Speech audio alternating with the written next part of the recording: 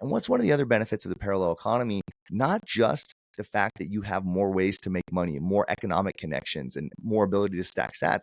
It actually makes you anti-fragile. The parallel economy, in terms of just the appreciation of Bitcoin's buying power, the parallel economy is 1,000 times bigger and more important than the strategic reserve. I'm very excited about the strategic reserve. The parallel economy is far bigger because what happens when capital enters into Bitcoin and it starts to circulate in an economy and people are exchanging goods and services, when 99% of the Bitcoin gets trapped in the Bitcoin parallel economy, you're going to see fiat prices and fiat buying power for Bitcoin grow in a far, far bigger way than US buying 1 million Bitcoin. A Bitcoin Lightning payment for a merchant like me, 6,000 times faster to receive the payment. So it's $50,000 a year cheaper for my business and 86,000 times faster for me to get paid. Which is going to win out? Fiat credit card companies or Bitcoin? It's a matter of time. Thanks for tuning in. If you're enjoying the show, I would really appreciate it if you could hit the subscribe button, which is the easiest way you could show your support for the show and help it grow, as well as making sure you don't miss out any of the future episodes. And also, I'm proud to announce that my newly launched Become Unruggable Bitcoin Self-Custody Mentorship Program is now live. So if you've been looking for a Bitcoin mentor to help you get your Bitcoin into self-custody, I'm now available to work with you one-on-one. Check out the show notes down below for all the different contact details, email, X, and also a big shout out to StampSeed for sponsoring the show. Check out StampSeed.com for more information. Now, let's get more episode underway. Enjoy.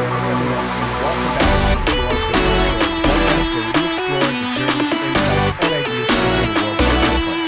I'm your host, Jiu-Jitsu, and we have a special guest to back on the show. None other than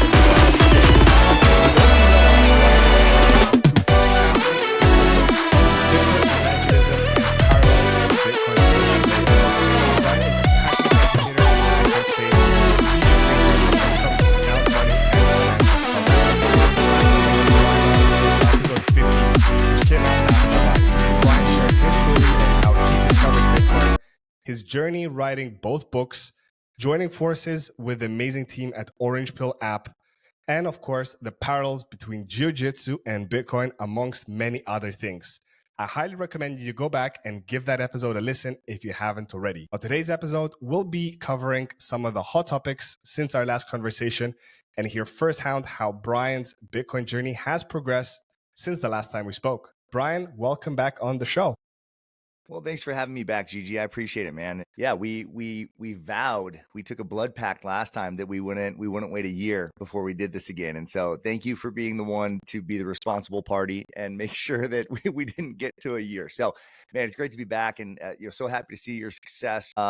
Stacking so many episodes up. I mean, it's truly it's difficult work because I'm sure there's videos that you get a great response to, and then there's other ones that you put a lot of work into, and you're like, wow, I think this is going to benefit Bitcoiners, this is going to benefit the world. And then, very few people watch it or respond to it, or, and it's never, you don't get this instant gratification. Like I think a lot of people from the outside see. So kudos to you, man, for putting in the work. And we as the Bitcoin community are incredibly grateful to it because it is this type of thing that is propelling us forward. So we need this. This is an absolutely essential part of Bitcoin's, the future history that will be written. So thank you.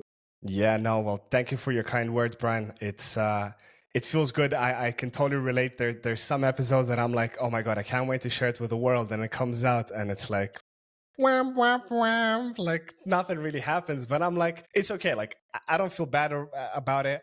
I'm still hopeful that at some point in the future, those episodes will get the recognition that they deserve. And if nothing, at least my daughters will have a nice big inventory library of stories their daddy recorded in the early days of the Bitcoin revolution. So what can we do? We can just keep on progressing, keep on pushing. And definitely, yeah, podcasting is not an easy profession, as simple as it may sound. Just jump on a camera, shoot some episodes, but there's so much stuff you got to do in the background with the post-production, editing, thumbnails, thinking of names. Like it gets pretty intense. I love what I do. And I don't know if you know, Brian, but since this year, I've gone full-time into podcasting. So now it's 2 episodes a week. It's not anymore a Thursday drop. It's a Tuesday and a Thursday. So I've doubled down on my output, but the fact that I have more time to dedicate to it, I'm more free in that sense. And this month, I also launched what I call a new service called Become Unruggable, which is a Bitcoin self-custody mentorship, helping fellow Bitcoiners who are regularly stacking, but unfortunately still keeping their sats on exchanges. Yeah, as we see though, at some point, most people do get rugged. Either the exchange gets hacked or it gets broken into your account, or many different reasons, or just the exchange gives you a hard time when you want to pull out the funds. They start asking you numerous questions. Send us this, send us a picture of your dog, random stuff. They really push it to the end. So you don't want to be that person to be rugged. So that's kind of my next mission for this year, going full-time into podcasting and helping people to become unruggable. So it's an exciting start to the year, that's for sure. That's awesome. Well, so I mean, it's pretty crazy how important that is. I mean, you can't understate how important that is. I got sorry, do you work with Ledger or anything like that? Is that one of the companies that promotes your show?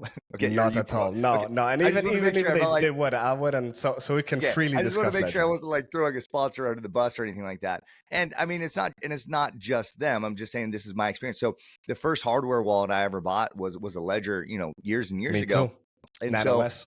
I got an email the other day. It said, and I get these periodically, but they're just from Ledger hacks.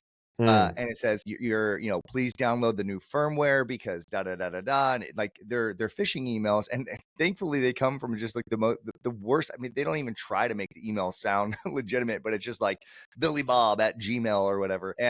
But certainly like the headers look good. If you click on the links, they're going to go to the Ledger website. Everything through it looks good except for the one link you would click to update your firmware to whatever and they even say like in the email, Brian Dement, we just to confirm, here's your address just to make sure that we're Ledger, and they'll give every piece of information that they hacked from Ledger. Obviously they don't have your Bitcoin, but they do have your other personal information. So I could see how somebody like my mom who does do cold storage, if she had a Ledger and that was where cold storage was, that would be something she'd be very susceptible to. So I mean, even people who have taken that leap to cold storage, and it's like, well, I've done my part, I've gotten my Ledger and that sort of thing. It's like, yeah, well, unfortunately, you're still dealing with these companies that have your information and stuff. So having somebody like you, a coach that says, okay, here's a reliable piece of hardware that you can use that's open Seed source. signer all the way. Seed signer all the way. There's no email subscription. Nobody keeps track of your addresses and everything. There you go. And honest, I'm a big Seed Signer fan, and I just didn't want to put anybody out there if it wasn't part of your program. But yes, not all hardware wallets are built the same. Not all hardware companies are built the same. And so people don't understand that. And then this is people that have been in Bitcoin for 5 or 6 years. They've held their Bitcoin on Coinbase for 5 or 6 years, or they've even been in cold storage for 5 or 6 years. And there's just this evolution of education that needs to happen. So I know that I see that with people around me, people that have read my books or friends of mine that have been orange pilled. It's like there's this process of orange pilling people. It's not as simple as like, yeah, I bought and held Bitcoin. That's a very difficult thing to get people to do, is to get off of zero. And then you have to come back to them with, well, just so you know, that's not quite good enough. And you got to be gentle in it, and you kind of go station to station. But man, I think that's great that you're doing that on the education front, and then you're also doing it on the person-to-person coaching front. If anybody's not familiar with these processes, you probably should get a coach. Like it is one of those things that can be the difference between you having and storing and keeping your generational wealth and unfortunately making a mistake. That's the price of sovereignty. It comes with a high price, and it's your diligence. And again, leaning on other Bitcoiners. I talk about the Bitcoin social layer all the time. There are other Bitcoiners who know things that I don't know, and leaning on them for that expertise is incredibly important. For sure. And just to add, like, it's not as easy as just get a hardware wallet and you're sorted. Like, which one do you get? It's like saying, like, what's the best car? Well, man, it depends. What do you need the car for? Do you want to go super fast on the track, or do you want to go up into the mountains? So like, it really depends. As much as people love, CoinKite and the MK4, which was one of my previous wallets, it like for someone that's only starting their Bitcoin journey, it's super complicated. Like it's super complicated. So like it depends what you want, like, and the age of the person. So I think the service that I'm giving, it's like very like bespokely catered to, let's see where you're at, what are you comfortable with, what are you storing, what's your outlook, what's your strategy, you know, is it just a, you know, a few sats, or is it a few Bitcoin? Do you want to go into multi-sig? Do you not? Do you want to do an inheritance plan? Another thing I want to bring in there is also spouse training. So God forbid you pass away tomorrow, you can tell your spouse you have these 12 or 24 words, but she probably has no idea what they are, or the beneficiary, your son, your daughter. But wouldn't it be nice to have that training with them while you're still around? So they're kind of, you know, prepared in case the worst happens. You know, so I've thought of those things as well, which I've done on my behalf as well with my wife and my parents. They're one of my guinea pigs for the become unruggable. Like they're fully trained. They fully know, like, God forbid Gigi, you know, leaves this planet tomorrow. They're safe and sound. They know what to do with the family Bitcoin vault. But like a lot of people don't. And they just, you know, they have some really terrible backup strategies. So, you know, this is what I'm really passionate about, helping people really become self-sovereign and having like a robust recovery plan in case the worst happens. Hopefully nothing happens, but we never know, you know, like life is very, you know, fruitile and it can, you know, disappear at any moment. So you better be ready than leaving your family with no keys essentially. So that's my path going forward. I'm all for it. I mean, sorry, like we went. I'm sure you had questions and stuff, but I find it so fascinating that talking to guys like you that do that coaching side of things, because it is important. I think that is one of the next. I think I like to talk about the parallel economy and that sort of thing. I think that's a big thing that people that is under considered. And then what you're talking about here is actually securing these things in a proper way so that yes, you get hit by a bus and that stuff is not lost. Like that would be the tragedy that you did this thing that would have set your family up. And unfortunately, like, so it's almost worse that you had done it and didn't secure it properly, because your family would know, like, I remember dad talking about he had, you know, half of a Bitcoin and for whatever reason we can't access it. Like that would be more tragic than if them just having been like, yeah, dad never got into Bitcoin. You know, they, in both cases, they don't have any Bitcoin, but in one, there's the loss of it as opposed to, yeah, well, we just never had it. That would be way more tragic. And I say this with jiu-jitsu all the time. It's like, that's why I think that people should practice some sort of self-defense art. Not just anyone. Again, they're not all created the same. I like jiu-jitsu and MMA for self-defense. I think they make you the most capable. But I hope I never get into an altercation with somebody. But if I have a skill, I'm prepared if I do, right? And you get to walk through life a little bit more confident when you've taken the time to prepare these things. You don't have to stay up at night wondering what's going to happen in a given situation, if there's a physical confrontation, or if I were to do something on accident and lose my Bitcoin. Those are the types of things that keep most men and women who are thinking about these things up at night. And so sleep a little bit easier by just being proactive and doing those things. They're all easier than you would think. A lot of times there's this like, oh, well, that's going to be a lot of work, or that's going to be difficult, or it's going to be expensive to talk to Gigi, or whatever, you know, whatever it is. It's like, I bet whatever your concerns are, it's a lot less. The actual, in reality, you're going to do it and you're like, oh, wow, that actually was pretty painless. That was a little bit easier than I thought it was going to be. So I would encourage anybody that's there, man, just take the first step on those things that are keeping you up at night. Just make progress, get a little bit of a win each day. I agree. You know, like what I'm doing, it's not something special. There's many other firms out there that, you know, we're amazing friends with the Bitcoin way, Bitcoin mentors from Ben BTC sessions. Like there's many Bitcoin advisors. There's many other like institutions that do what they do. I am in no way other special. It's just people that listen to my show and that tune in and that kind of relate. No Gigi. Now they just have an opportunity to have one-on-one sessions with me, which I think is pretty special in its own way, because there's no other podcaster where he's like putting out a hand, hey, do you want me, you know, to work in security? And not just people that want to get into self-custody, also advise people that already have Bitcoin in self-custody to test out, just to like run through and get my opinion on their like setup. Because if you set up, you know, your Bitcoin some 5-6 years ago and you never tested it out and you kept it the way it is, maybe it's not the safest way, or maybe there's flaws in it. There's always things to improve, and Bitcoin security always is evolving as new implementations come in. So I think this is going to be like an evergreen service that I'll always be providing, and happy to help other fellow Bitcoiners. All right. My last question to detract from this whole statement, like I just totally hijacked this interview. I very fascinated by you guys like you that have your level of expertise in this area.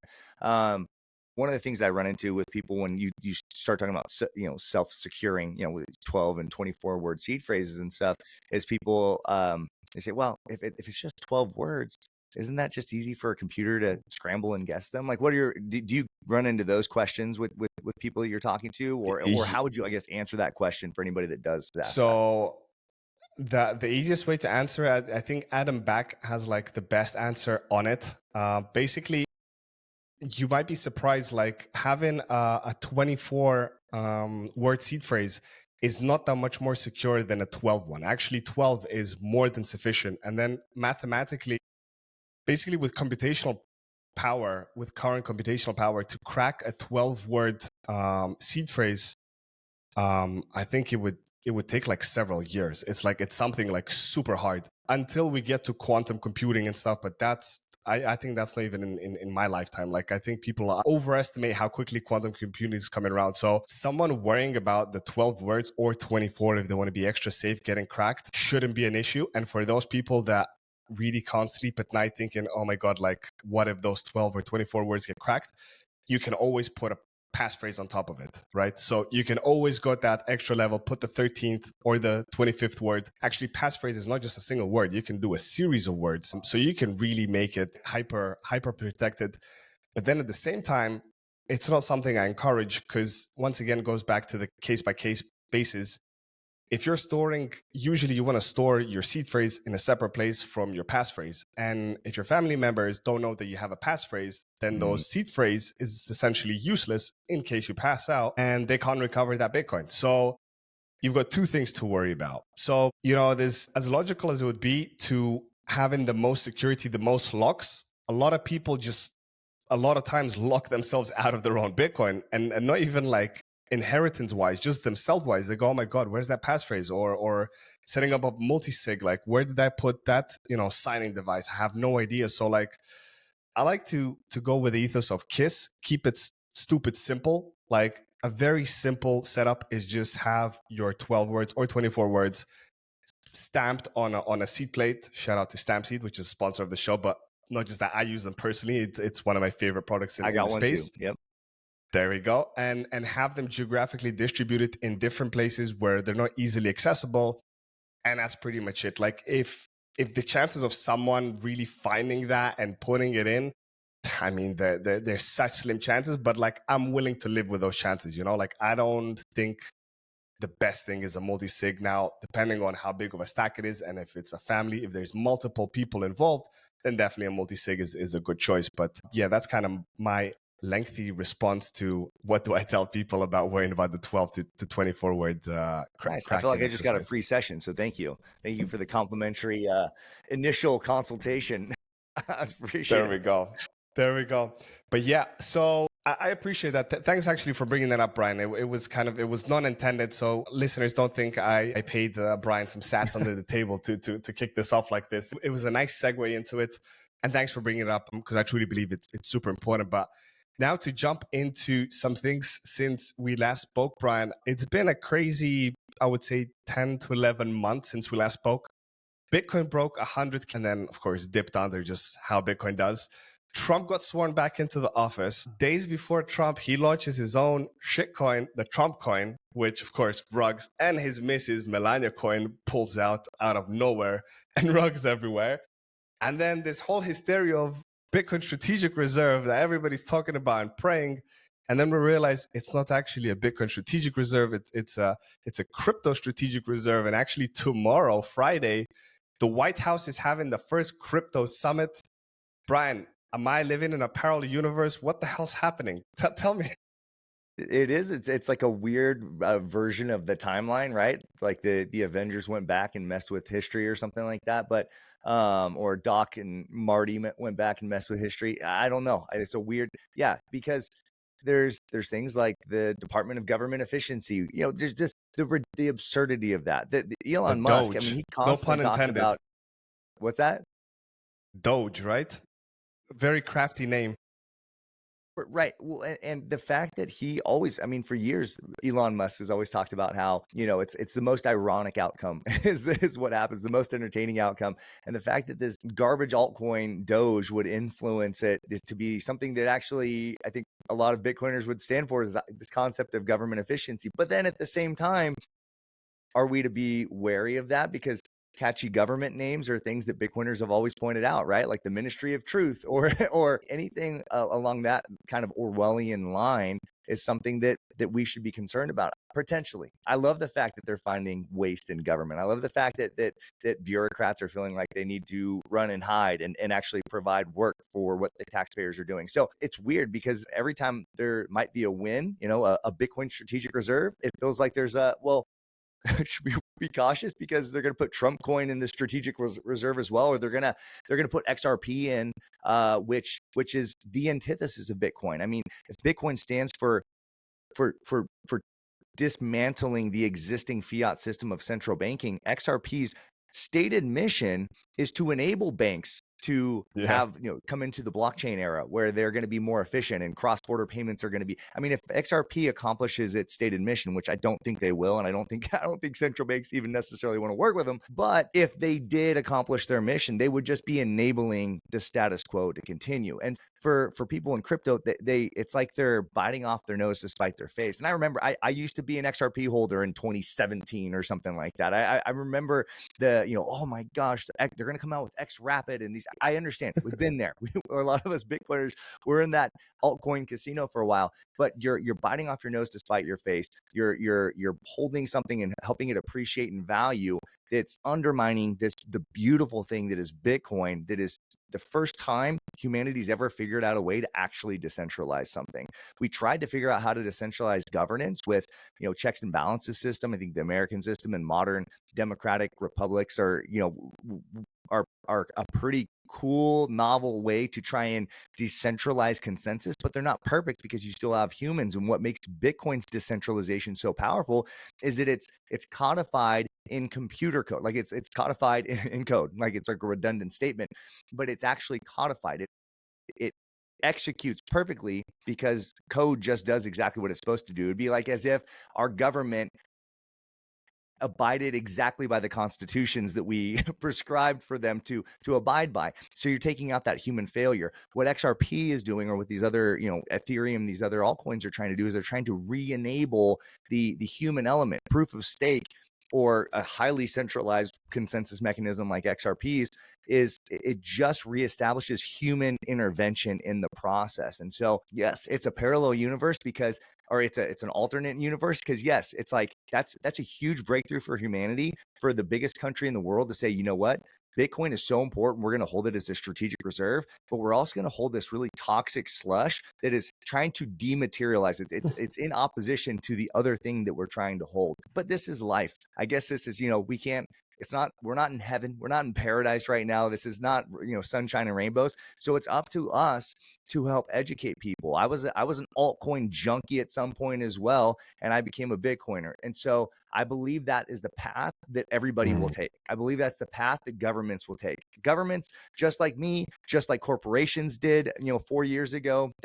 Remember in summer of 2020, everybody was all about blockchain, and it was DeFi summer. I mean, companies thought that they could get rich, but then they got rugged. They lost money, and now companies are putting Bitcoin on their treasury, on their balance sheets. It's like individuals went along for that altcoin process and became Bitcoin maximalists. Companies did that and are still doing that, but countries are going to go through that same process. So if we're worried about it, it doesn't mean that we shouldn't worry. It doesn't mean that we shouldn't take action, but just as we're working towards helping educate people on Bitcoin, do it with a sense of confidence that this is just the process that we go through. True things will win out in the end.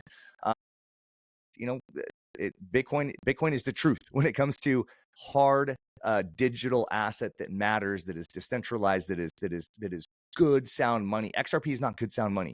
Ethereum's not even trying to be good sound money. Like these other things, they're not. They're just Cardano. Or Cardano. Yeah, Cardano, I feel like it's not even worth mentioning. It's like the redheaded stepchild of even the other ones. But anyways, and I was a Cardano holder at one point too. I'm pointing the finger at myself as part of the problem, but we come along, we mature along that path, and governments will as well. I think people are already seeing it with Trump coin and Melania coin. They skyrocketed, and my buddies were asking me, my conservative friends, like, oh, you like Bitcoin, so Trump coin must be great. Should I get into that? I was like, no. They're like, well, I'm going to do it anyways. And then they went through the process, and then they lost a bunch of money now because the bottom fell out of it. So yes, we're going through that refining process. And how do you refine metals? You put them in extremely hot fires. You have to put them under really bad conditions so that the impurities go away and that the good stuff rises to the top. And that's just what's going to happen here. Yeah, I mean, you put it very nicely, and I fully agree with you, Brian. Like, everybody needs to go through that kind of shitcoinery process to realize the true value of Bitcoin. Because at the end of the day, no matter if you're a president, a congressman, or whoever, you're still a human being like all of us. You still have the same kind of rhetoric and learning experience. You know, just like it reminds me when you just get your driving license and your parents tell you don't drive fast. But then no matter how many times they tell you don't drive fast, until I personally smashed the car, I didn't learn my lesson, you know? Like, that's a great example. You need to go get wrecked to be like, aha, maybe I shouldn't do it, you know? And I'm not saying everybody should go wreck their car, but like in the digital token space, getting totally wiped out on some shitcoin, like, hopefully teaches you a lesson, like, maybe like I should have listened to those Bitcoiners. Like, they do have a point, and you know, the deeper you look into it. So I think with time it will come out. I think it was just a bit too much of a utopia where everybody thought, you know, Trump's going to come into office and straight away day one he's going to sign a Bitcoin strategic reserve, and he's going to start like hoarding up like tens of thousands of Bitcoin every day, like out of the blue. And then actually there was this whole meme coin that came out, which played out the way. But to be honest, to me personally, wasn't surprised. Trump's like an ultra uber businessman. The guy's had like airlines. He's had like everything. Like, it doesn't surprise me that he had a meme coin as well. Like, it's just part of business, right? I think I personally wasn't surprised about the meme coin. It was disappointing. I think I was a little surprised. I thought there was going to be a little bit more action on the Bitcoin front. I thought the executive order was just going to be, hey, the ones that we have in the marshal's office that are, you know, from confiscations, we're going to actually make that our strategic treasury. I thought that was going to be like an early executive order, and just that alone, without any buying pressure from the U.S., I thought that was going to be enough to trigger things up. So that was, I mean, whatever. We all have our hypotheses, and some of them come out, some of them don't. But one of the things I think from this crypto summit tomorrow, I'm in the White House, I actually think that it's interesting to see, because you see these guys like Brian Armstrong, who is probably the biggest peddler in the world, maybe next to the Binance guy, but the biggest peddler in the world of altcoins. And he's even publicly stated that a strategic reserve should be Bitcoin only. Like, and he's going to be in the White House tomorrow. The Winklevoss twins, I think the Winklevoss twins are kind of in that same lane. I don't know if they've publicly stated that, or if it was just kind of like sentiment that people were assuming about them. But then Howard Lutnick, the Secretary of Commerce, I believe is his title. Everybody, I'm sure, you know, people have talked about this a lot. He's even publicly stated that he owns over $100 million in Bitcoin. So just from the greed perspective, he doesn't say he owns XRP as far as, you know, any of these others. But he even said yesterday, I believe it was, that just so you guys know, Bitcoin, we're going to advocate that Bitcoin is treated differently inside of this strategic reserve. So even if there's XRP, Cardano, Ethereum, Solana, even if those other ones are in there, Bitcoin will have a certain listing. And so they actually I believe he said that he is going, again, when you read a report, you never know. It's like, I didn't see the video of it. I just read a report of him saying this, but that tomorrow they're actually going to announce the structure of it. That's like the point of this working group tomorrow. So to me, that's why I actually think there will be some significant news, because they have until July to kind of put some like actual, I think, to implement some of these things, or to have something on the desk to where they can, you know, have a jumping off point. I think there's actually going to be a lot of commotion tomorrow around this, because if they announce, hey, it's going to be an 80% Bitcoin strategic reserve, and yes, we're going to hold these other things because, you know, they're long shots, or they're whatever, you know, if that's how they want to do it, or we're going to, clearly that would just be to appease those donors. But I guess that's what we can expect, that it wasn't just Bitcoiners that helped get Trump into office. The crypto community put a lot of money. They had a lot of lobbyists. And so this is how this game is played. If crypto helps usher in hyper Bitcoinization, in the end, we might So say, be you it. know what? Maybe that was the path that needed to be taken. Again, there's going to be pain along the way. And even just trying to be amicable here. Like, I don't like Coinbase, but Coinbase has probably sold more Bitcoin to Bitcoiners than most other entities in the world. So as much bad as they've done and as much garbage as they've slung, they've somehow played a role in people being able to stack Bitcoin and things like that. So even the people who we perceive as our enemies, or our adversaries, I don't want to say enemies, but like our adversaries are people that we're like, man, I don't think they actually get it, or they're just doing it to just make money. Even people, and that's the beautiful part about Bitcoin, is it aligns their incentives. And so even people that we don't completely align with in terms of everything, there are some things that they're helping to push this hyper Bitcoinization that's going to happen. I think it's going to happen. I think it's escape velocity. But yeah, it's easy to demonize or make adversaries or enemies out of these other people, but perhaps they will be useful. I mean, how crazy would it be if Brian Armstrong helped get a Bitcoin only strategic reserve passed? And then, so this would be my other thought, because I believe Howard Lutnick and David Sachs, I believe they The have some crypto czar. autonomy over the sovereign wealth fund. And so that might be the play. It might be that it is a Bitcoin strategic reserve, and that the sovereign wealth fund holds these other assets. That would probably be actually more appropriate, because sovereign wealth funds can hold equities and things like that. Strategic reserves, I think it would be more for commodities. And so that might be the negotiations that happen tomorrow. Is, yes, we're going to hold XRP in our sovereign wealth fund, which, who knows? Honestly, like, the US might make money off of holding XRP. It's probably going to, rising tide, makes all boats rise. I don't think that's a good idea, but it might end up being beneficial in the long run as far as like an appreciating asset. So whatever, that might be kind of their strategy there. But that would be to me, that would be that would be the much better play. Bitcoin only strategic reserve, sovereign wealth fund, you can appease your crypto donors. I like it. That makes a lot of sense. The fact that, as you said, that Lutnick came out yesterday, and I saw that tweet as well, the video roll when he's speaking on one of the news outlets, that Bitcoin will be treated differently.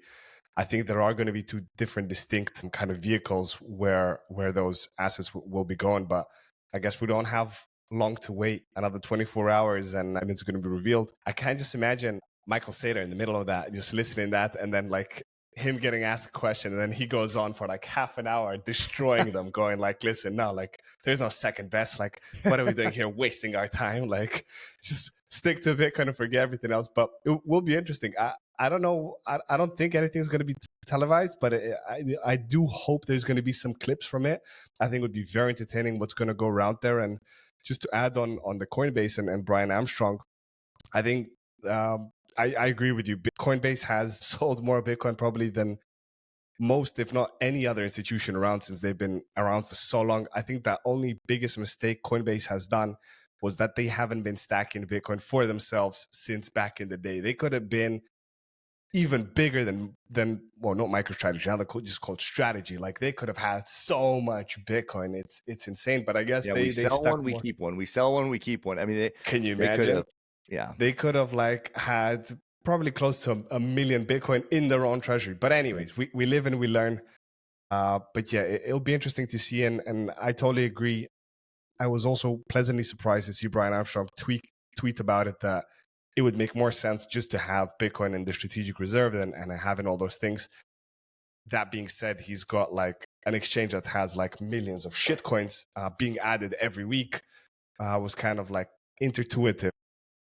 I didn't see that coming. And even like Peter Schiff, not that I've got too many things to focus on Peter Schiff, but even he was like, wouldn't it make more sense if there's only like Bitcoin in the Bitcoin strategic reserve? But like, anyways, we'll see. Was he not trolling? Because I remember last April 1st, I was like, he had like a post that came out last April Fool's Day that was, I love Bitcoin and that sort of thing. So at first, my first response was like, no, it's not. He's trolling. It's not April Fool's Day. But so I didn't see that. I just saw people talking about that. He actually said that it should, if you're going to do it, it should be Bitcoin only, because it's digital gold. Did he actually say digital gold? He didn't. I don't know. I don't want to quote digital gold, but he said it would make more sense just to have Bitcoin compared to like all other altcoins in it. I don't know if digital gold was the actual quote that he said, but I remember reading that he did mention it would make sense to have more, just Bitcoin in it. Anyways, he's still yet, to my understanding, to get some Bitcoin. So anyways, he's got some pathway to go. Anyways, I want to switch the topics now a little bit of politics, because politics is all fun and all, but Bitcoin's all about separating the state from the money, focusing on other things that Bitcoin has helped us evolve and focus on. And one of those things is, Brian, on your chest. Since last time we spoke about it, Mission Jiu-Jitsu has been launched or is about to be launched. We launched in Where do we stand February. with that?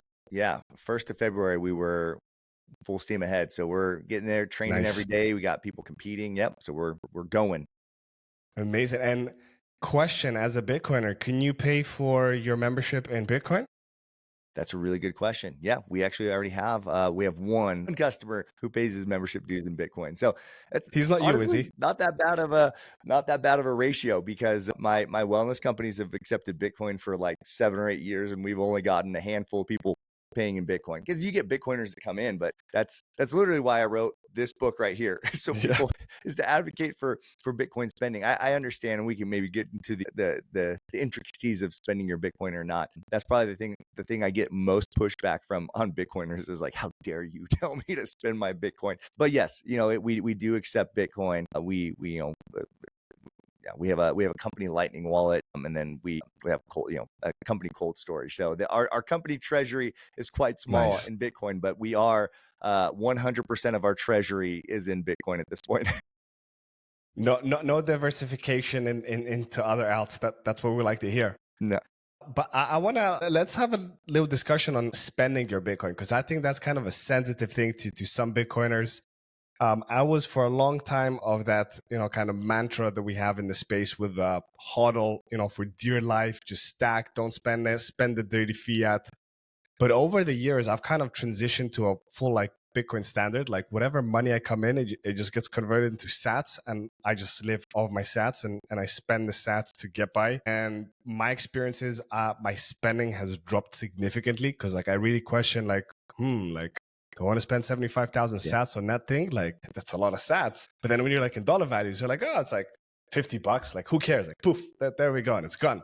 So like it's really changed my mind on it. And to me, Bitcoin is money at the end of the day. Like it's second line in the white paper, peer-to-peer digital, cash. Like it's there to be used as money.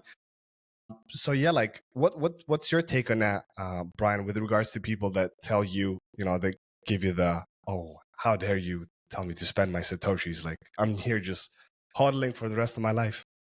Yeah, I mean, I tell people all the time, it's like, it's your money, you do whatever you want with it. But I do advocate that people try to spend it, because I think that stimulating that economy will make it happen faster. I mean, we could collectively, there's I don't know, is there 10 million Bitcoiners in the world? Like if all 10 million people said, I'm on a Bitcoin standard now, you would have an economy of 10 million fully active people. That would be more than enough to service every need, good, whatever you needed. Maybe you couldn't buy your iPhone with Bitcoin, but there's solutions for that now. Like there's Fold. I don't know if anybody uses Fold here. It's available in the United States. I bought a coffee this morning. I keep sats on my Fold card, and then before I go into the store, I just push it to my debit card, so I stay in Bitcoin as long as I possibly can, and then it's kind of like spending it, and it turns into cash. Into dollars. It turns into dollars so that I spend the dollars. It happens immediately. It's a very, very small fee, like a very small fee, better than like, selling it on an exchange. And it enables me to stay in sats as long as I possibly can. And you get sats back. You get cash back. Sats back, right? And you get sats back. So then you're like, oh man, I'm like, this is the best thing. So without, I'm not paid by Fold or anything like that. I just think that those types of solutions are out there. So if somebody doesn't want to actually do lightning payments, or if you're just, oh my goodness, this I like this coffee shop, but they don't accept Bitcoin, well, that's fine. They don't have to have a lightning wallet that you send to. Just do something like Fold. But anyways, that's kind of my point, is that we could decide tomorrow that hyper Bitcoinization happens. Obviously there's game theory and who goes first and all that kind of stuff. So I believe that it's for those who are bold enough, we need to go first. It's just like, okay, I'm going to be out there. And there's two things that I'll typically say. One is the people that benefit most from anything, and this is certainly true about Bitcoin, are the people who look not to where we're at right now, but to the next phase. And so what is the phase for money, or what are the stages for money? The first stage is it's a novelty and a collectible. Then something moves into a store of value.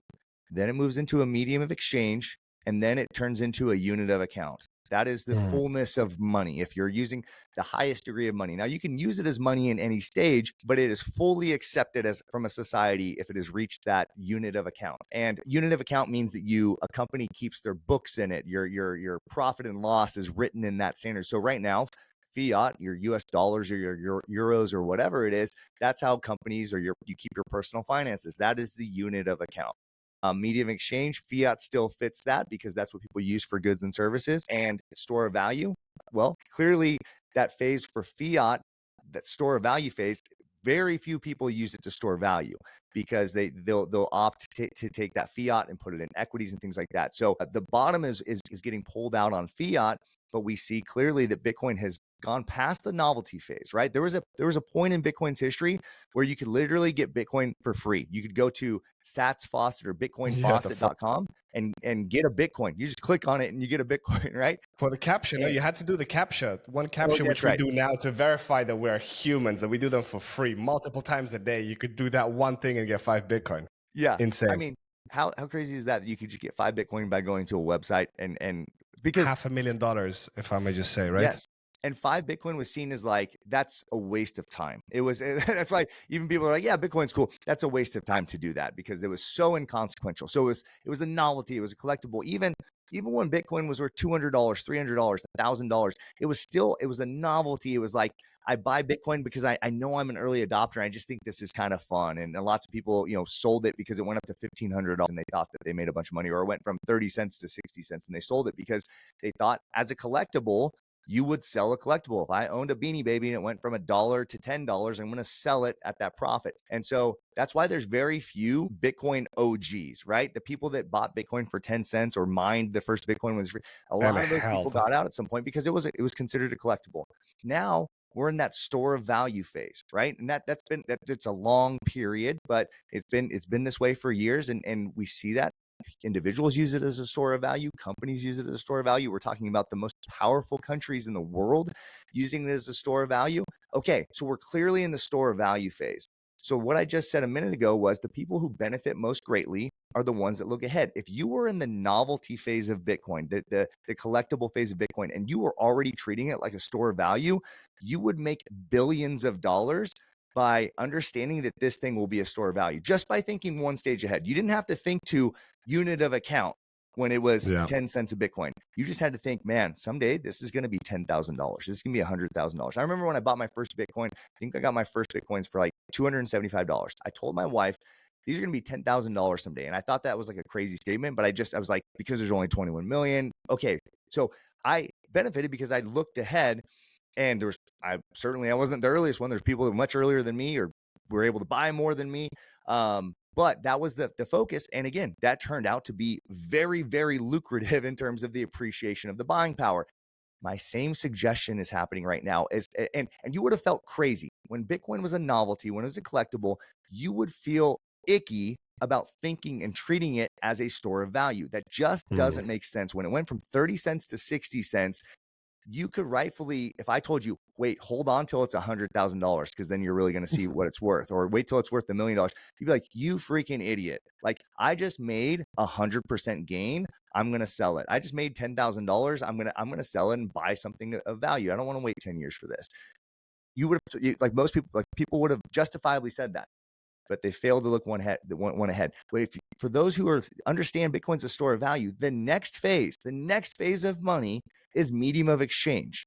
So the act of using it in a medium of exchange will benefit you most greatly, not because, and people fail to see how. Well, if you're using it as a medium of exchange, you're tapping into that market. And so let me explain how this would benefit somebody. So for example, my barber, I travel 30 extra miles to go to my barber because he accepts Bitcoin. We call this the Bitcoin cheat code. You mentioned on the last episode, I respect that you go the extra mile, you drive like over an hour to get to your barber just because he accepts Sats.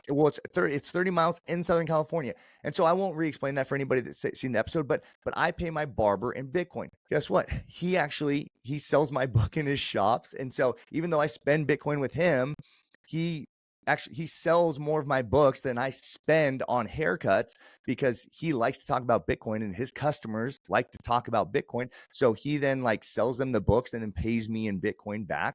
And because I participate in this economy, and let me back up a second. In the fiat economy, most people, if you're doing it right, you spend less than you earn. So at the end of the month, you have more fiat than you started with. Well, what makes you think that the Bitcoin economy is any different? If you're providing value to the economy, and like you said, when you're spending Bitcoin, you consider your purchases. You don't spend anything, but you just make sure, I'm like, am I spending wisely? Well, hopefully, if you're providing more value to the economy than you're taking from it, then you're going to have a surplus of sats. And so by plugging into that economy, you benefit most greatly. And now I'll give one more example on this. Look at the internet. If you go back to the 90s, there were people who bought and sold domain names. They treated it as a collectible, a novelty. Somebody that bought business.com for $1 million turned around and sold it for $15 million. They became rich from that. That's great because they treated it as a collectible. But who were the guys that built the internet economy? Those names are Elon Musk, built PayPal. Those guys are Amazon, or Jeff Bezos with Amazon, built e-commerce. They didn't just make $15 million, which was great. They made $300 billion because they participated in the internet economy. They weren't like, wow, domains, I can make a profit on that. No, there's an economy to be built. And that changes by orders of magnitude the amount of wealth that you can build. So if you're participating in the building of the Bitcoin economy, yes, your Bitcoin's going to go up in buying power, but your ability to earn sats and be a power player in that economy is going to be so much more valuable to you than you holding your 0.5 Bitcoin and having the buying power of it go up. Both of those things are great, but if you want to hyperdrive your ability to participate in this economy, looking to the next phase is the most important thing you can do. Imagine this: the market's crashing, exchanges are freezing withdrawals, but you are cool as a cucumber because you are unruggable. By joining my Become Unruggable mentoring program, you'll get one-on-one support to safely move your Bitcoin into self-custody. I'll guide you step by step at your own pace, as well as making sure you have a rock-solid recovery plan in place. Take control, stay sovereign. Get in touch with me via X, Nostr, or send me an email at becomeunruggable@proton.me, and let's make you unruggable. In a world where water spills, fires rage, and pets chew everything in sight, only one thing can save your Bitcoin seed phrase: StampSeed. Don't let a coffee accident turn your Bitcoin into Bitcoin gone. With StampSeed, your seed phrase is engraved in metal, safe from elements, toddlers, and your own clumsiness.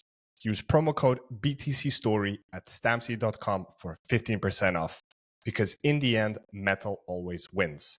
And now, let's get back to the episode. You touched upon so many incredible things there, Brian. Just to tap off on that last one, which you talked about, kind of the tapping into the e-commerce, how e-commerce like became a $100 billion industry with Bitcoin.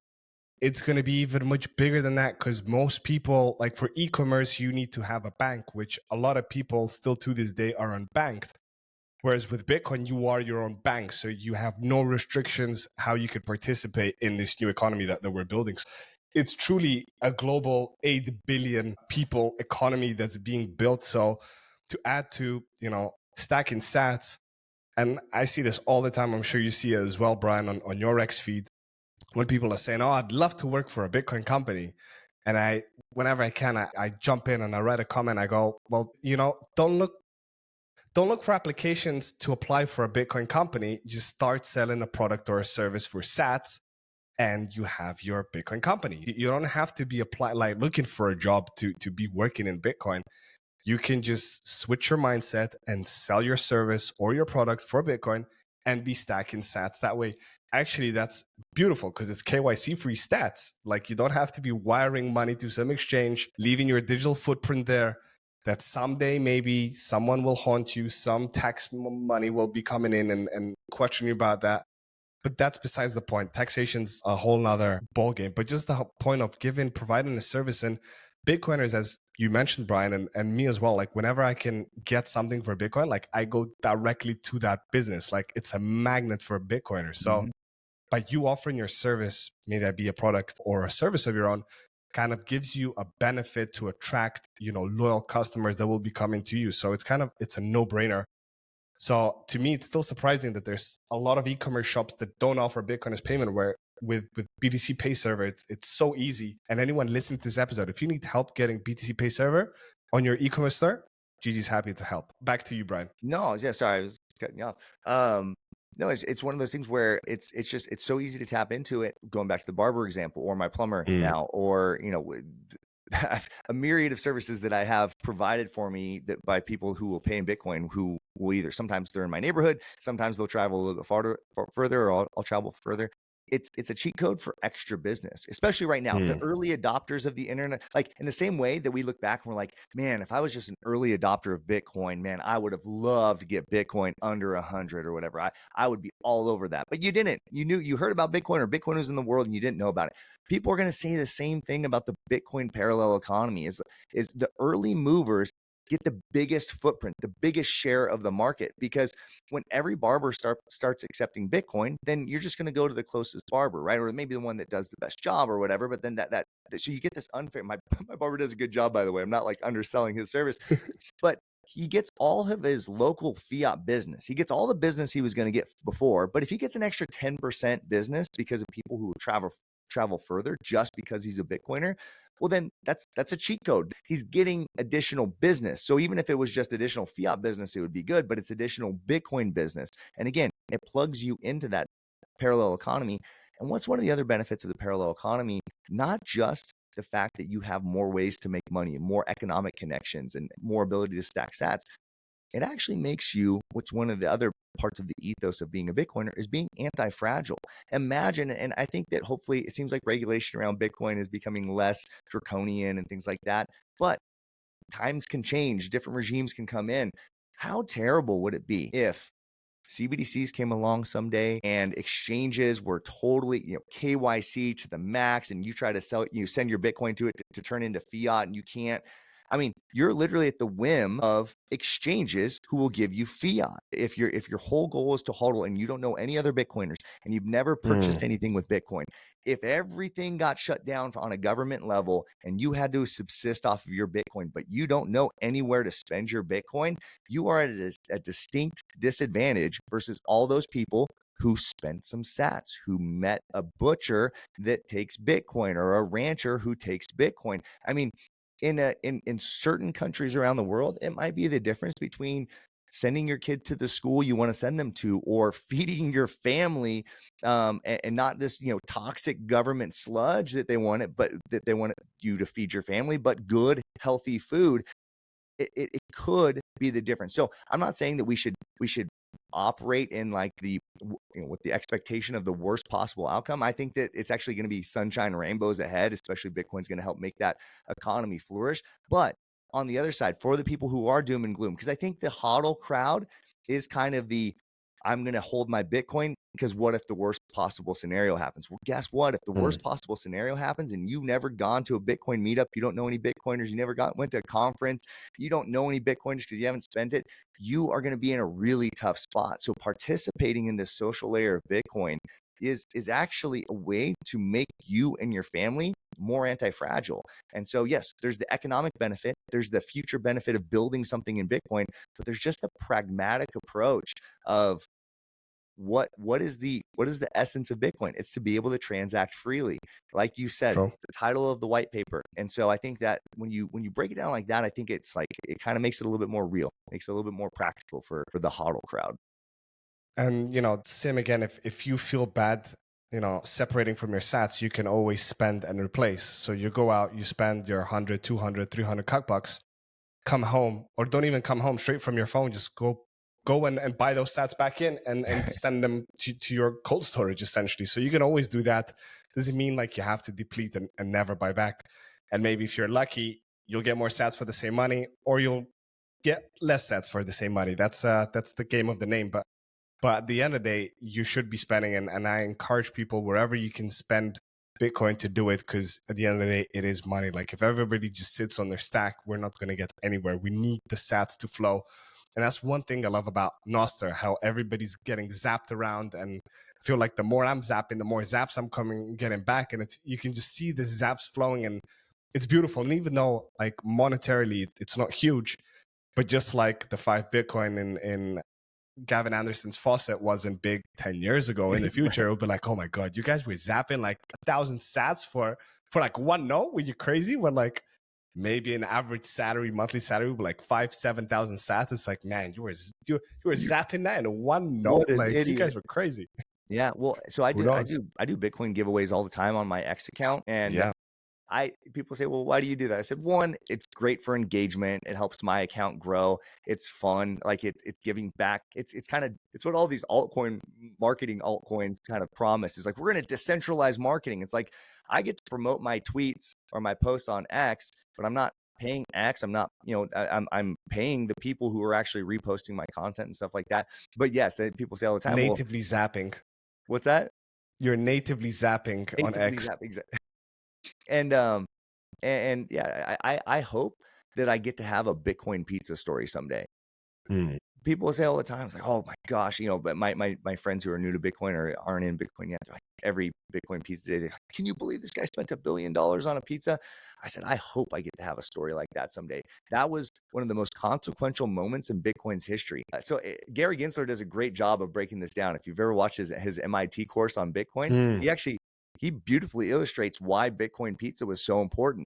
The first transaction on the internet, like the internet, when we see an error 404 page, like the internet, the page isn't responding. I believe there was an error, and you can correct me on the number. I believe there's an error 405 page that says payment method not initiated or something like that. So there was a part of the internet that was built for a payment rail that just didn't exist. We didn't have the internet rail for money. And so again, this is Gary Gensler, former SEC chairman when he was at, I believe it was MIT. His lectures, I watched all of his lectures. His lectures on Bitcoin were quite good. It's pretty crazy how good his Bitcoin, and he understood the difference between Bitcoin and altcoins as well. But he said that the first transaction on the internet or known transaction on the internet was a pizza delivery. But at that time, because there's no payment rail on the internet and credit card payments weren't effective, they were just too dangerous to lose your information.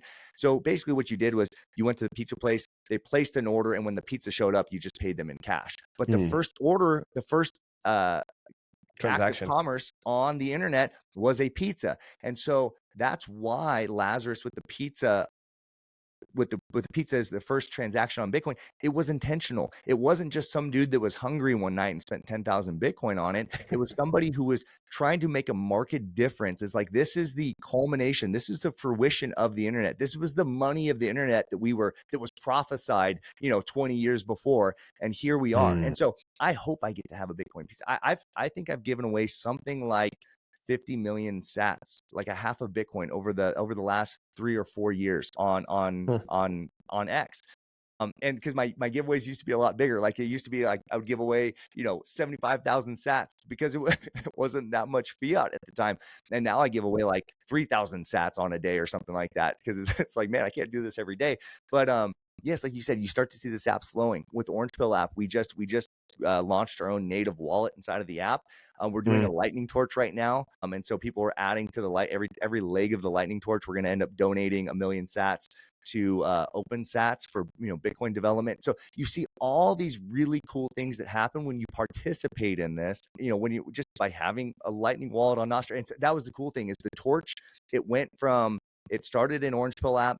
It went to Nostr for a few days. So it was like the Nostr crowd was passing it around. Now it just got sent back to me. Actually, today I have the lightning torch, and I'm posting on Twitter about it or X about it. And so it's like, hey, who wants the next leg of the lightning torch? I believe next Tuesday. Sorry, I don't know when our episode is going to release, but on an episode of Simply Bitcoin, we're going to have one of the lightning torch holders go on the show and actually pass the lightning torch live on air. So it's just so cool to see the implementations that are happening, and you only get to participate in this if you just take that step forward and take that little bit of what is perceived risk of stepping out of the store of value phase and into the medium of exchange phase. And if you can do that, it's the equivalent of looking at Bitcoin when it was the collectible, and looking forward to when it was going to be the store of value. It's that type of foresight. It's that type of benefit that's going to come with it.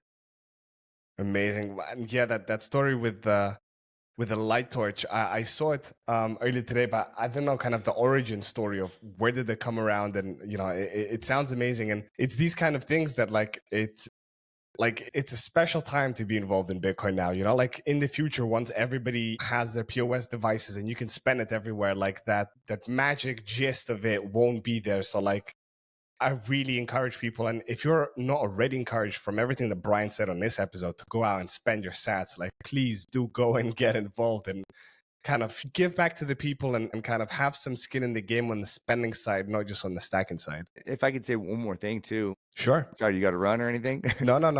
Okay. And so it's one thing to say that as Bitcoiners, we're going to benefit from spending our sats, which I absolutely think we will. But we have to always look at incentives, and businesses operate off of monetary incentives. I think as a merchant all the time, I have stores, we have the jiu-jitsu gym, all that. We're constantly dealing with this burden of merchant fees. Merchant fees are something like 3 to 4% of every transaction. Like when somebody swipes their card and they get rewards, our business is actually paying for that. We're paying money to the credit card companies so that they can incentivize their people to get rewards and spending and all that kind of stuff. Unfortunately, for my little chain of wellness studios here in Southern California, it's just a 3-store chain. It's not a huge chain. Our merchant fees are about over $50,000 per year. So it's a cost to our business just for the act of accepting credit cards that we will pay $50,000 as a line item of our expenses. If we were to convert fully over to Lightning, it would be pennies for the year. I mean, our cost would be inconsequential because most Lightning wallets are custodial. So there's like no fee, or even if people are using their own channels, that the fees are very, very minimal. Not only that, so not only would my business be able to save $50,000 per year. So for me, that's significant. Scale that up to Amazon. Scale that up to Walmart. Walmart does like $6 billion of sales per day. You say, even if they get a better rate, maybe it's 2% for them. If they could save 2%, you're talking about billions, tens of billions of dollars per year that are going to adding no value to their business. I mean, right now it adds value because they can accept payment, but if there's another option that allows them to accept payment, that would certainly be so businesses will be incentivized to do this, right? It's just we need to create the wheels of this economy to start happening, because Walmart's not going to just say tomorrow, let's accept Bitcoin, because there's no Bitcoin economy, right? There's not a robust enough Bitcoin economy at their scale. It's kind of happening on the small level. But here's the other point. For businesses, like if you were to come in and swipe your credit card at my business today, it would take at least 48 hours for me to get the funds. People don't understand, a lot of newbies don't understand the difference between an approval and a settlement. When you swipe your card, it takes seconds to get an approval. So yes, the business knows you have that money in your account, so it's good for me to give you the service, for me to give you the good. I'm going to get paid for it. That's great. But you can't spend it. What's that? But you as a merchant, you don't have access to it. It's frozen. It's waiting to get transpassed. It's not mine. It's not mine yet. You gave me an IOU. I have an IOU. It's good for 48 hours. And then the settlement's going to come into my bank account 48 hours later. But if it's a Thursday, Friday, or Saturday, I don't get paid till Monday, or if it's a holiday, not till next Tuesday. So it might be 96 hours. So I have to make sure I pay my employees, my utilities, all that kind of stuff to service your business right now, to give you the service. And so there's a cash flow. There's a cash flow issue that me as the business, and that's fine. I'm taking on that liability. Now that the customer can go do a chargeback or something like that and get it reversed, which is its own problem. Which, by the way, chargebacks, like fraudulent chargebacks from customers that just come in one time and buy a product and then go to their credit card company. Our company loses about $10,000 a year in fraudulent chargebacks. People who get something and then tell their credit card company, "Oh, I was never there." And we always lose that because the credit card company advocates for them. They're the customer of, or they're the business representing the customer. We have never won a chargeback dispute in the history of our company. We've been around for 16 years. And so to say, that's another thing that Bitcoin, you can't charge back on Bitcoin. So that's another $10,000. So we're already up to $60,000 a year that my business would be saving by operating on a Bitcoin standard. Bitcoin doesn't have an approval insert. Certainly on the base chain, there's it broadcasts to the network, and then there's one once it gets added to the next block. But when we're dealing in Lightning, when the Lightning payment is sent, it is not just the approval, it is final settlement at the same time. It's actually getting, by final settlement, I mean, when you get those sats, you can immediately spend them. They're not waiting in your account or buffering or anything like that. They're spendable. And so if you do the math, a Bitcoin transaction, trying to sound hyperbolic here, but it's actually true mathematically, a Bitcoin Lightning payment for a merchant like me, 6,000 times faster to receive the payment. So it's $50,000 a year cheaper for my business and 86,000 times faster for me to get paid. Which is going to win out? Fiat credit card companies or Bitcoin? It's a matter of time. So are you going to be participating in that economy that is most certainly coming? Or are you going to say, I want to hodl because that feels safer? Both are your option. I'm just saying one versus the other seems more appealing to me.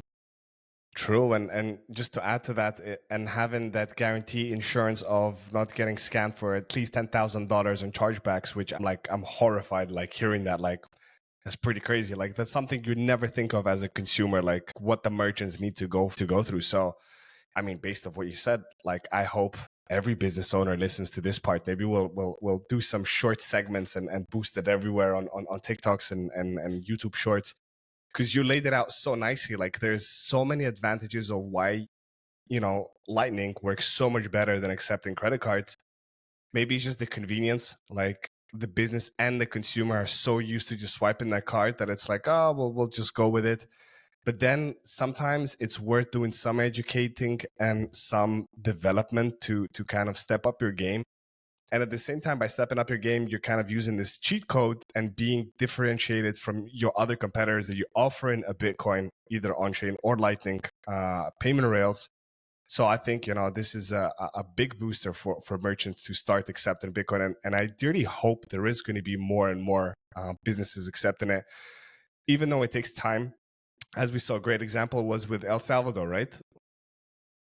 Essentially with Bitcoin becoming legal tender, even though now with the IMF law, things are kind of in murky waters. But for 4 years, Bitcoin was legal tender in El Salvador. And our good friend Joe Nakamoto was there just a few weeks ago. Well, I think last month. And did you happen to watch his video on about him spending Bitcoin in El Salvador? Him getting some shoes and stuff. Yeah. Him looking for his shoe, his size 47 shoes. It was pretty shocking to see that, like, most merchants, they don't accept it, or they never accepted it, or they used to accept it and they don't accept it anymore. And it's like, wow, like that was like known as the country of Bitcoin, right? The fact that the first country, it's legal tender and stuff. But then again, when you zoom out of things, it's like, okay, maybe we're like, us as Bitcoiners, we're getting a little bit too ahead of ourselves. Like, this takes time. Like, credit cards, like them being accepted took like decades to get accepted. People still wanted to use cash. I was like, no, forget that plastic stuff. So now everybody's using that plastic stuff, and we're like, nah. Use the QR codes, like do the full custodial Lightning setups and everything, non-custodial. And they're like, what are you talking about? So I think it's just a matter of time. But I think once the merchants start pushing it, saying, hey, like, would you mind, like, spending, doing a Bitcoin transaction? Like, it helps us out. Like, if you give that choice to the consumer, that could be a shift of maybe, I'll support you. Like, let's get this Lightning on. And if that merchant has an ATM in their business, could be another source of revenue for them. Plus, they are bringing in adoption to Bitcoin to people. Go, instead of you pay me that $20 for that chai mai latte, whatever you're doing in croissants, go over to the ATM, put that $20 in there, get your first sats, pay as well, so you have that full experience, and you're helping me out. So, like, I think it's a pretty win-win for everybody's situation, no? Yeah, I think so. And I think that's, the El Salvador thing kind of came off as a little bit, it's such a bummer. But yeah, I think it was El Salvador did get, they tried to go from the 18th century to the 21st century, right? Or to the 22nd century. It was like, it was a bit of a jump. In one leap. And the fact that, like, some stores do accept Bitcoin is great, though. Like, right, there are the haves and the have-nots in that scenario. As far as I understand, though, I believe a lot of the issues were with, like, the Chivo wallet was like the state wallet. Imagine having an app that on yesterday nobody's using it. Tomorrow, everybody, 6 million people in the state or in this country are mandated to use this app. It wasn't, I don't think their implementation and their rollout was, they were trying to make a splash, and they certainly did. It was a bull market. And so they were trying to capture lightning in a bottle. That's not the best way to build the parallel economy. The parallel economy is being built slowly and surely. And I actually make a similar, like, kind of analogy to people conflating bad inventions with bad technology with the underlying invention itself, or the underlying breakthrough itself. So, for example, in El Salvador, they equated this crappy Chivo wallet with Bitcoin, right? Because Chivo is Bitcoin, that's how you use it. That's kind of your only option. And so, because Chivo doesn't work, well, this technology sucks. a lot of people in the early days of electricity, there was terrible applications of electricity. And one of the things that I cite in Bitcoin evangelism is there's this patent that I read off in the book that's called the vapor and spray bath. And what it was supposed to do was supposed to cure all sorts of maladies that you had, if it's psychological illnesses or cancers or whatever. What this vapor spray bath was an electrified bathtub. So literally it was just a bathtub you'd get into, and unsheathed wires were supposed to send electrical currents.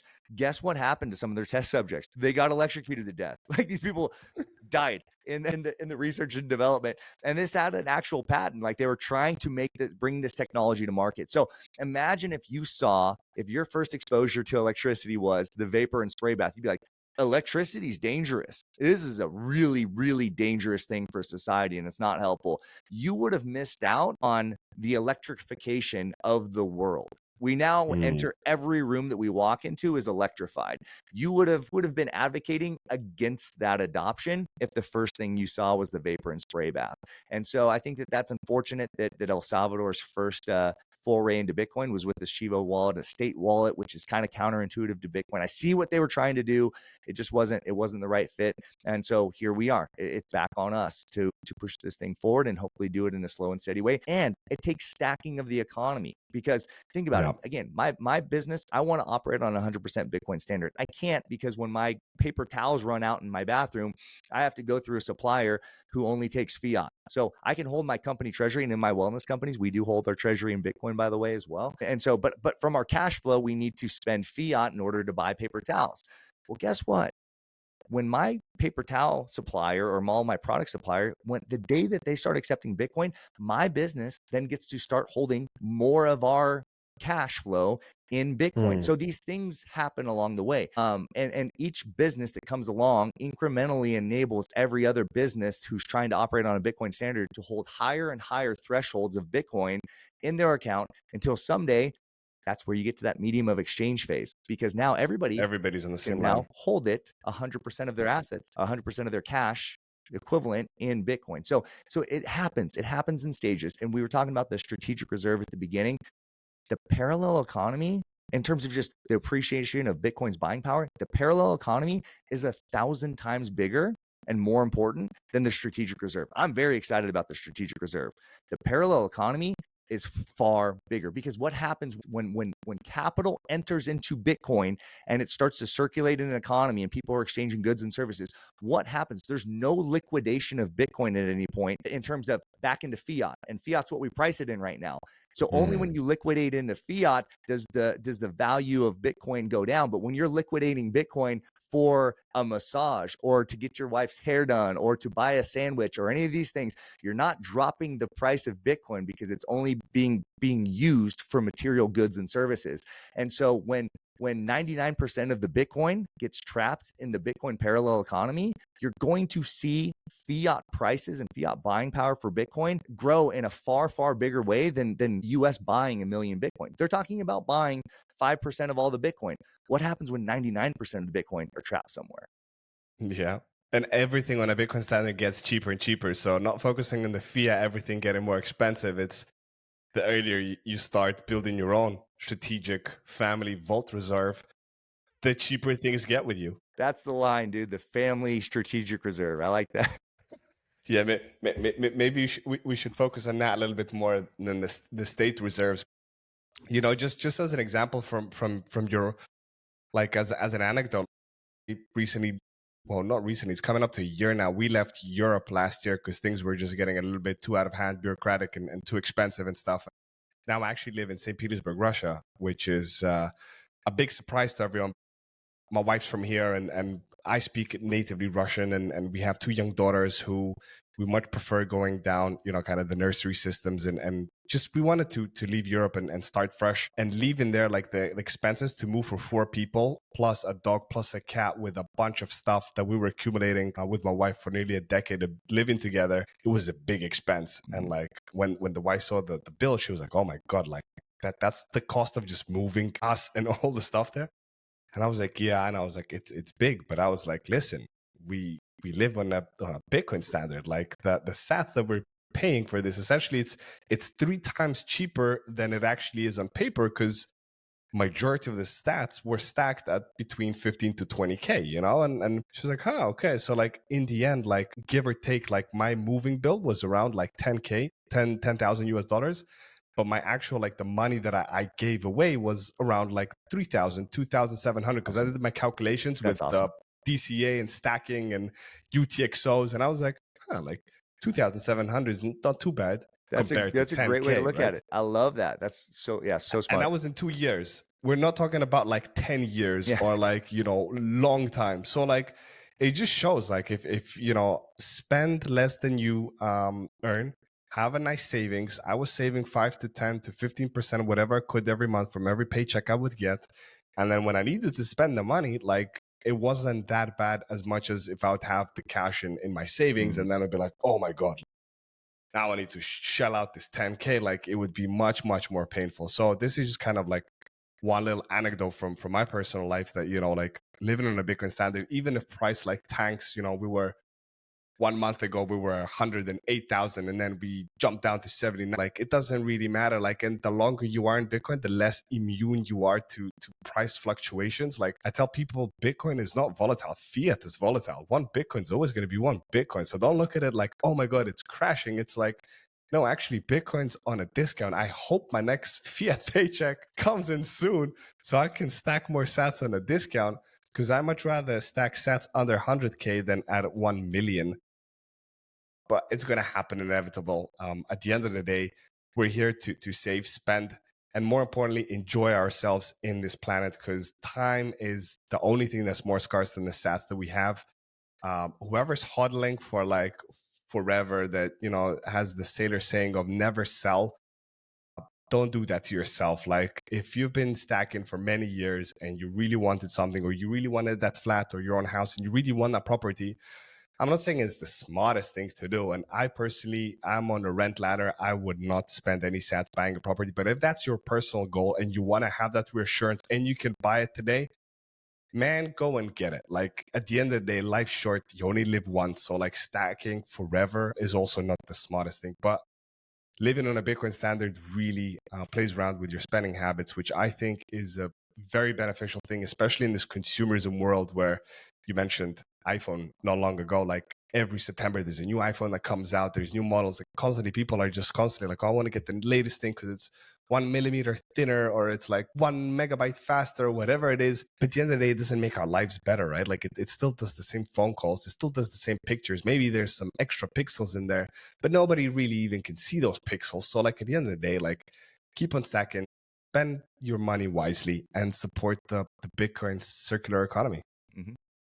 Yeah, I love how you said that time's the only thing that's more scarce than Bitcoin. And it's because there's uncertainty related to time. And for all of human history, and so I think we're speaking, you know, here as fathers, right? Who Yeah. are the head of our household, the protectors of our family, and as fathers, every generation of fathers ever, they always had to save in the, well, I mean, maybe perhaps not when there was gold standards and actually gold coins, but in many generations under fiat standards, that it was this problem of, I want to protect my family, and if something ever happens to me, the uncertainty of my own life is scary enough. Not, and I think most of the time I don't fear death for myself. I fear death of like, I don't want to leave my family, my young children. We want to see them get grown to where they don't need me anymore and that sort of thing. But the uncertainty of my own life was matched by the uncertainty of this fiat currency. And so you had to save in this fiat currency that it itself was volatile and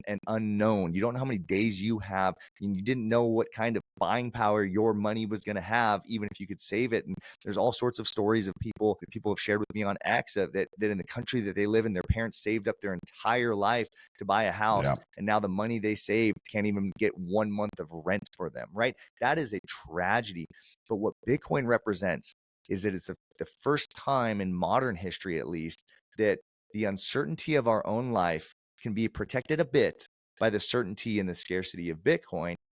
And so I know that if something were to happen to me, because I don't know how many days left I have on this earth, but I do know, to your point, one Bitcoin is one Bitcoin. If I can save one Bitcoin, or if I can save 0.1 Bitcoin or whatever, that one Bitcoin will get passed. I don't have to worry that one Bitcoin is actually going to get diluted down to 0.5 Bitcoin or 0.1 Bitcoin or 0.01 Bitcoin. I am going to leave the certainty of my call option on the entire Bitcoin network, my one Bitcoin out of the 21 million Bitcoin. I know with certainty that that will get passed to my family. So it's the first time that the uncertainty of death, it has something to balance out in terms of mathematical certainty of what we can pay forward to the next generation. So yeah, I think that's why we're so passionate. People are like, why do Bitcoiners, outsiders say, why do Bitcoiners talk about Bitcoin so much? It's because it's a profound difference. That's why there was electricity bugs, there were automobile nuts that go to car shows, and there were internet nerds that went to internet conventions, because these are the things that push humanity forward. And we just happen to be the Bitcoin nerds that talk about Bitcoin, because this is the next thing that is pushing humanity forward. My life benefits because of electricity, because of automobiles, because of the internet, and now because of Bitcoin. And so this is just the next step, and maybe even the most profound step of all of those, because it isn't just better money. It provides a better economy. It's shocking to think that the money could actually transform the economy itself, because you said it does affect our spending habits and our saving habits and things like that. So yes, it's pushing humanity forward. That's why we talk about it. That's why we advocate for it. That's why we're here writing things and producing content and teaching people how to self-custody, because it matters. And that's why we pass it along to our kids as well. It is. And, on the aspect of time, I think it's so important to mention another thing. Like, before Bitcoin, in the digital realm, we could never timestamp the actual time of something like a historic moment being made. And to most people that are just starting their Bitcoin journeys, I don't want to pop your bubble, but Satoshi Nakamoto never mentioned blockchain ever, 0 times in the white paper. He refers to Bitcoin as a time chain. I repeat, time chain, not blockchain, time chain. Satoshi, in a sense, reinvented time, which might sound a little bit crazy, but the Bitcoin time is in blocks, which on average happen every 10 minutes. Every episode of this show since inception of July 27, 2023 doesn't have a date in the show notes. It only has block heights. So since episode 1 to as long as this show will be around, it's recorded on block heights. Whenever the new episode comes out, it's got the block height in it. Going back to history, as we know, was always written by the winners, right? And most history is very different depending on what side of the world you're being taught it, right? I'm natively ex-Yugoslav, with Balkan Slavic roots.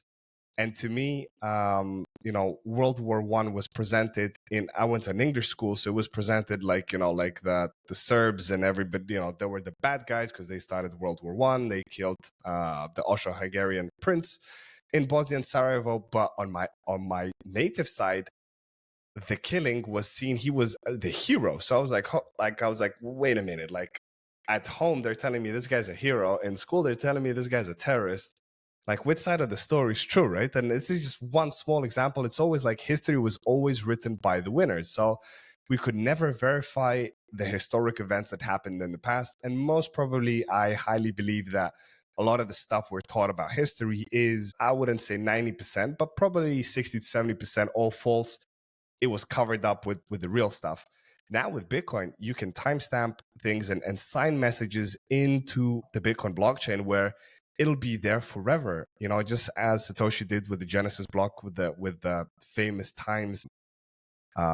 What's it called? The first page with the chancellor on the brink of second bailout. To me, that's fascinating. And a lot of people don't realize that. Now, I'm not advocating for ordinals and inscribing shitty JPEGs on the chain, but just important things that you really want to kind of leave for future generations, 100, 200, 300 years in the future, that want to go back and verify. This is the first time ever in human history you can do that. So time and Bitcoin has a very dear perception in my mind. Yeah. Well said, my friend. I guess to round that up, Brian, we could keep going, but I don't know if you heard, but I'm coming down a little bit with a cold, and as we're progressing, my voice keeps getting deeper and deeper, and slowly it's going to ooze out. I wanted to close it up with a question, Brian. What are kind of some of your big milestones or goals that you're looking to achieve for yourself going out into 2025, since we have most of the year still in advance of us? That's a great question. I'm a big advocate of challenging yourself. And so Nice. there's a few things on the horizon. We have a children's book that my niece, I say my niece, but she's she's my age. So it's not like this cute, oh, my little niece and I wrote a book. But we wrote a book that it's actually not a Bitcoin book. It does kind of deal with some of the topics of scarcity and things like that. But that's not the intention. It's actually more an analogy, or I guess analogy for, or a parable kind of about our social media generation and friendships and things like that. So we have that coming out. It's Nice. called The Friendship Seed. It's actually something I came up with when I think I was in like second or third grade. It was a story. I wrote a very dumb version of the story back then, and so we kind of made it a little bit more applicable and sophisticated for today. But it's the core principle in that book is the distinguishing for young people the idea between chasing 10,000 friends, through social media, or real friends, one or two or three good friends, versus, kind of chasing and thinking that, yeah, I have 10,000 followers, so that makes me special, or I have I have a community, which, you don't in those cases. So, so that's one, I think, in terms of continuing to push things forward. I write books that I want my kids to read. So I think this is certainly one of them. I hope other people, in the world read them as well, because I think, the ideas are worth thinking about, but just kind of continue to push those things forward. I like to compete. I'm a black belt in Brazilian Jiu-Jitsu, so I would love to win gold medal in Brazilian Jiu-Jitsu this year. I like things like pickleball. I would love to win a gold medal in pickleball and pickleball tournaments. I actually have these as like things like things I want to accomplish in the year.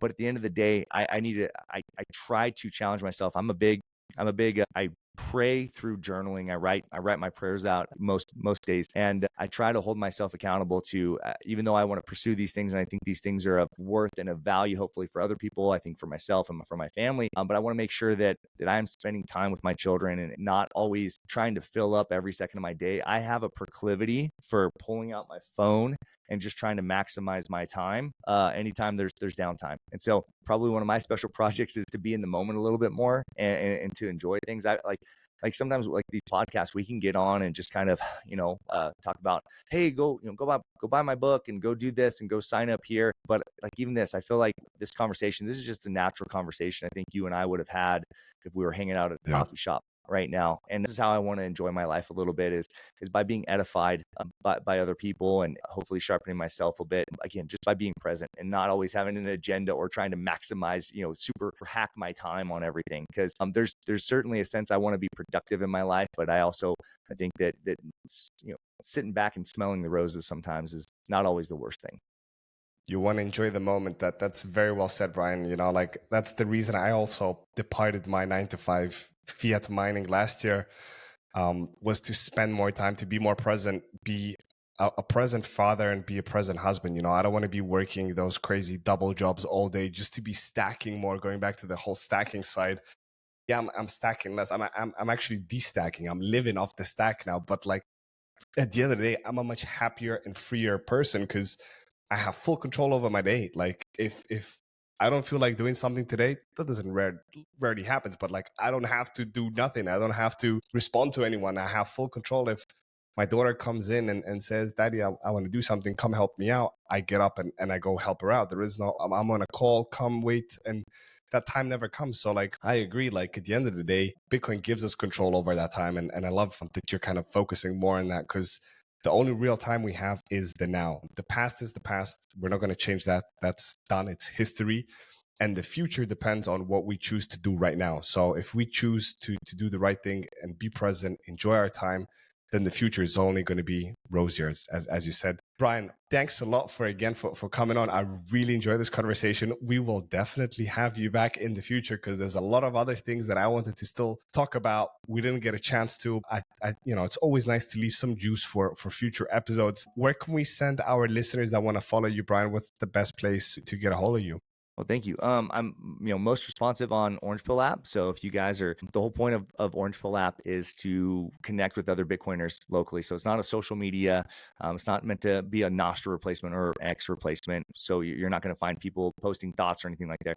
It's literally a messaging app, and you can find people in your approximate area. So if you're ever going to like a conference or something like that, it actually is really cool. You touch down, you open the app, and it's like, man, there's all these, and it's an approximate geolocation. So it tells you that there's all these people within 5 miles, even though you're in a conference hall and you're like, oh, I can see everybody's around me. But it said, you kind of know people that are in your city. So you might meet Bitcoiners that are, your neighbor might be a Bitcoiner that you didn't know. And so you kind of strike up a relationship with them. I've met people in my town, in my city, that didn't know I lived in Riverside, or didn't we were able to connect. So it's actually kind of helped foster some relationships within Bitcoin. Some of them have led to economic connections, and so like I said, plumbers and barbers and things like that I now can find more people that where I can spend and earn Bitcoin from. But some of them are just relationships. Some of them are just people that we hang out with and that sort of thing. With the Orange Pill app, we're building all sorts of functionality too. So we just, like I said, built a Lightning wallet. It's probably going to have the most utility of any Lightning wallet on earth. So it has all, send and receive and invoices and all that stuff. But we have, because our app is approximately location based, you can do things like we're going to be releasing this in the next 2 months, probably in the next month even. We call it mass zapping. So if you're in a group chat, you can hit a lightning bolt and zap everybody in that group chat. And so you can have 5 people you zap, or 20 people you zap. So you can do it that way. You can zap events. So if somebody's organizing a Bitcoin meetup, you can zap to help kind of fund the event. And I think this is the most exciting one. We call it geo zapping. So you could type in, Miami, Florida. I want to zap all the Bitcoiners in Miami, Florida. And you could do this at a conference. I think there, perhaps businesses willing to do this at conferences. They want to zap everybody that's going to be in Las Vegas during the Bitcoin conference or something like that. Now, I think where that gets really interesting, and the reason I talk about being in the moment and not just shilling things, I'm shilling Orange Pill app, but we're building these things because I actually think they matter. Think about the implications. And I want people to reach out if they think of any other cool implications. But we were thinking even in terms of like disaster relief. The reason why I brought up Florida is because there were really bad hurricanes there last year where people didn't have access to their banks, and unless they had cash, they were having a hard time like literally feeding their families. They didn't have any kind of money of any sort. So you could literally, Bitcoiners all over the world could zap people in that city that had just been hit by a hurricane. And so Bitcoiners could literally come to the rescue and help those people because of the tools that we're building. So the functionality on this wallet, I think, is going to be really, really cool. And we're adding more functionality like that. Our developers are working around the clock to make that happen. So our goal is to build tools for Bitcoiners to help Bitcoiners connect. We love working with Nostr, people from Nostr, because Nostr's the Bitcoin social layer for the internet. Certainly X has its place in it, and then we try to be the in real life side connection of it. And I think there's a beautiful synergy of the Bitcoin social layer between all of those things. Yeah, I had not question, but like one thing I wanted to bring up about the Orange Pill app, not just if you want to get involved, but also you can be an investor. If I'm not mistaken, you are doing a crowd raising fund, right? So which is still open if I'm not mistaken, right? Yeah, through Lightning Ventures, they have a Thunder Funder right now. And if you're looking to invest in a Bitcoin only company, we hold our treasury in Bitcoin. I think we have something like 3.7 Bitcoin on the balance sheet and stuff. So any income that comes in, it's not only just adding stacking as a company. It's kind of like a strategy play, I guess, but you're helping fund a company that's trying to build Bitcoin tools. So that is an option. And you can invest relatively small amounts if you want. We're talking to some investment firms right now. Like if some of the people who are reaching out to us, some of these venture firms are just, this is kind of an inside baseball. I'll just give you this because it's fun and exciting. Again, I'm not breaking any news here because we don't, these are people that are coming in and asking for pitches from us. But these venture firms, if any of them end up investing, and again, they're the ones reaching out to us. We have a series over the next month that people were pitching. These are mainstream venture firms that have not invested in Bitcoin yet. They have not invested in crypto yet. And they're coming to us. They're coming to Bitcoin companies. And these are like world-class ones. These are ones that the names of. I don't know a lot of venture capitalists. These are guys that I know the names of, and they're reaching out to us. So I think there's going to be some major breaking news. I imagine it's not only us as a Bitcoin only company, but it's really cool to see that these guys are seeking out Bitcoin only companies because they see where this thing is going. And they're trying to bypass, I believe some of these guys at least, trying to bypass the crypto phase. So things are getting really exciting, and hopefully Orangeville app gets to be a part of one of these breaking news things where we're like, hey, guess what? This venture capital firm worth X amount of hundreds of billions of dollars is now investing in Bitcoin only companies. I think some of those pieces of news could be right around the corner.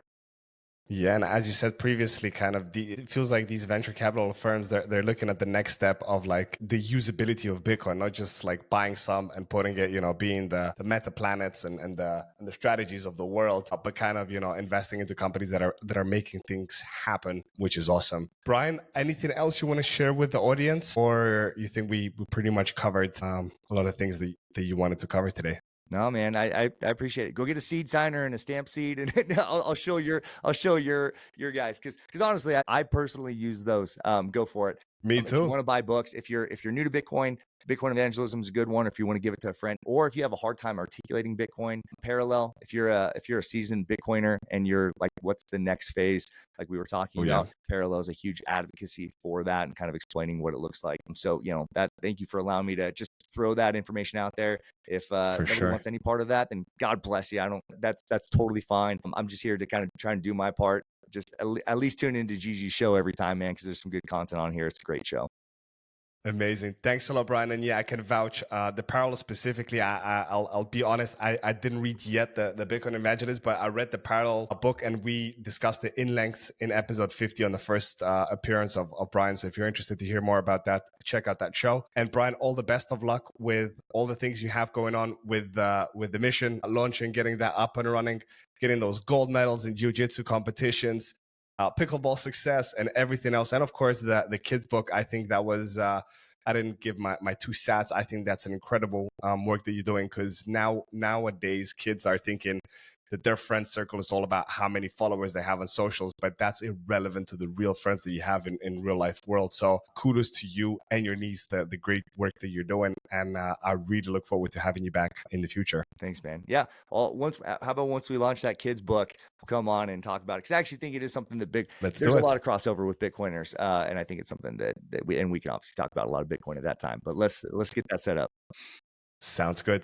All right, Speak soon. See ya. Thank you for tuning in. If this episode resonated with you, don't forget to like, subscribe, and share it with others who might benefit too. Your support keeps us going, and we appreciate it. See you in the next one.